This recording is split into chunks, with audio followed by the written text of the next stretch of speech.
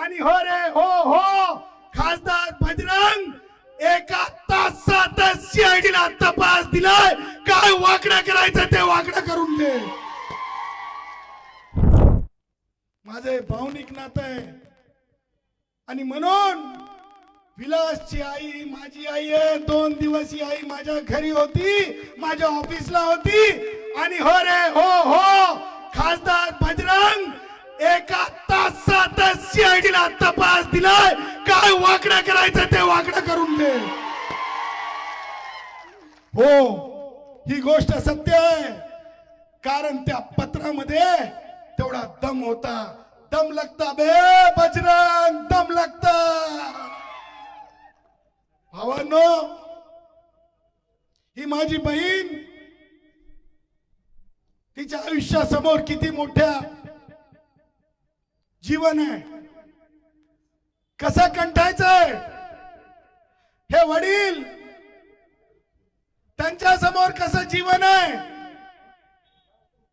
तो भाऊ कशा प्रकारे उपास पोटी कसा विवळत आहे. त्या भावाला डोळे लागत आहेत. माझ्या खुल्याच्या उपोषणामध्ये आणि मन्याच्या उपोषणामध्ये काय फरक आहे ते सांगतो. मन्या जेव्हा उपवास करतो क्या खाता है? काजू खाता है, किशमिश खाता है, अंडा खाता है और देसी चपटी बाथरूम में जाके पीता है. तुम्हाला सांगतो, ये भी एक राज की बात है. कभी तो भी किताब लिखूंगा तो बताऊंगा कि ये सब किसने मुझे बताया था. काजू खाता है, खजूर खाता है. थोडा क्लिव देऊन सोडतो, थोडा क्लिव देऊन सोडतो. या बाबतीमध्ये कधीतरी हसत हसत पत्रकारांनी आम्ही जात म्हणून उदयला म्हणत नाही ब्राह्मण, आमच्या उदय सामंतांना एकदा विचारूनच घ्या, म्हणजे सांगतील तुम्हाला की कैसे खजूर खाता है. सांगायचं तात्पर्य, आमच्या घुलेंच्या उपोषणामध्ये आणि मन्याच्या उपोषणामध्ये हा फरक आहे. एक लक्षात ठेवा, माननीय धनंजय मुंडे असतील,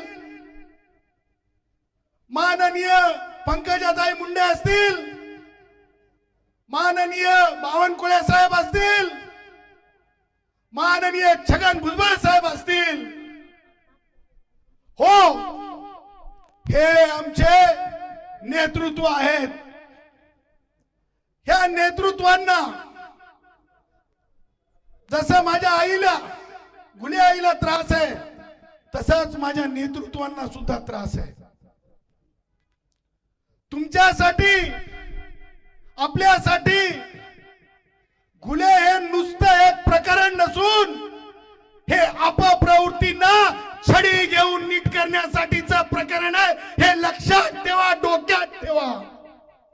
कारण गुलेंच्या प्रकरणातून आपण जी अपप्रवृत्त विचारवर येत आहे तो आपल्याला नाहीसा करायचा आहे. आपण बघितलं असेल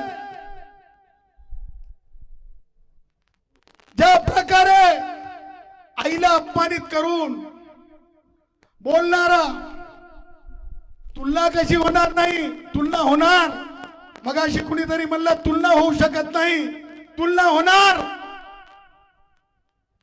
मनोज जरंगे इथं येतो, मन्या इथं येतो, म्हणजे म्हणतो की आंदोलन करतो, मोर्चा काढतो. मला सांगा, माननीय वाल्मिक कराड साहेब यांची चार्जशीट सुद्धा मी वाचली. मग एक न्याय वाल्मिक कराड साहेबांना, तर दुसरा न्याय का हो बरं बजरंगच्या औलादीला, बजरंगच्या औलादीला. त्यामुळं दुसऱ्या प्रकारचा न्याय येऊ दिला जाणार नाही. न्याय होईल तर बराबरी का होईल. बजरंग असेल किंवा आणखीन कुणीतरी देशमुख पाटील असेल, हे लक्षात ठेवायचं. म्हणूया जे हक्क अधिकार हे कोयता घेऊन उसाची मोळी बांधणाऱ्या वंजारी असेल, बंजारा असेल किंवा वडार भाऊ असेल किंवा लोहार भाऊ असेल, कुंभार भाऊ असेल, त्यांना जी लायकी आणि उंची संविधानाने दिलेली आहे त्याच्या पेक्षावर कोई पाटील नाहीये, कोई देशमुख नाहीये.